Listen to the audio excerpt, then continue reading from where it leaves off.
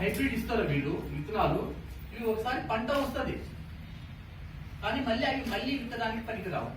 అట్లా మెల్లమెల్లగా భారతదేశంలో మన స్వతంత్రంగా చేసేటువంటి విత్తన ఉత్పత్తి యొక్క శక్తి సామర్థ్యాలు మొత్తం పడిపోతే అప్పుడు మనం విత్తనాల వరకు విదేశాల మీద ఆధారపడాల్సి వస్తుంది.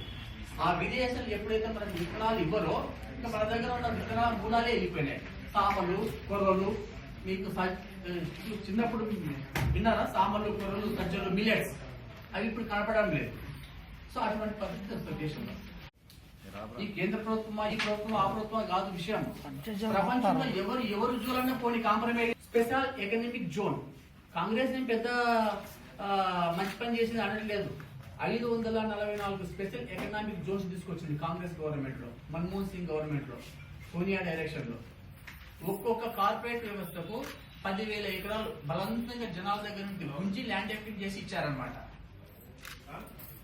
ఆ రకంగా రైతులకు కాంగ్రెస్ నాశనం చేసింది స్పెషల్ ఎకనామిక్ జోన్స్ ద్వారా. మీరు వినే ఉంటారు మీడియా మిత్రులు.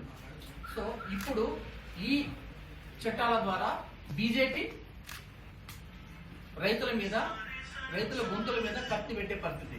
అందుకని నేను చెప్పేది ఏంటంటే ఈ దేశంలో కాంగ్రెస్, బీజేపీ సరైనది కానే కాదు.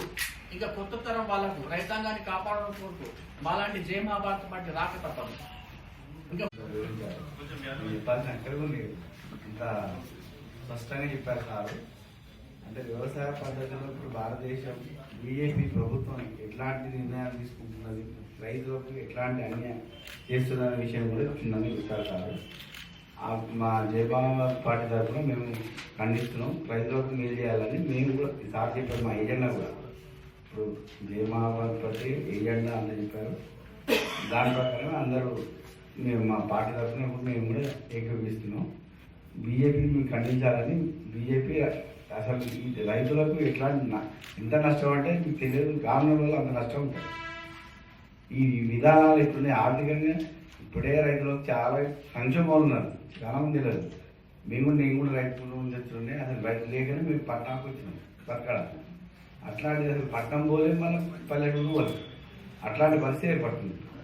రానున్న రోజుల్లో అసలు వ్యవసాయం అంటే చేసే పరిస్థితులు అంతా కార్పొరేట్ స్థాయిలోకి వెళ్ళిపోతుంది. కార్పొరేట్ గులాంలం అయితే అవ్వాలి.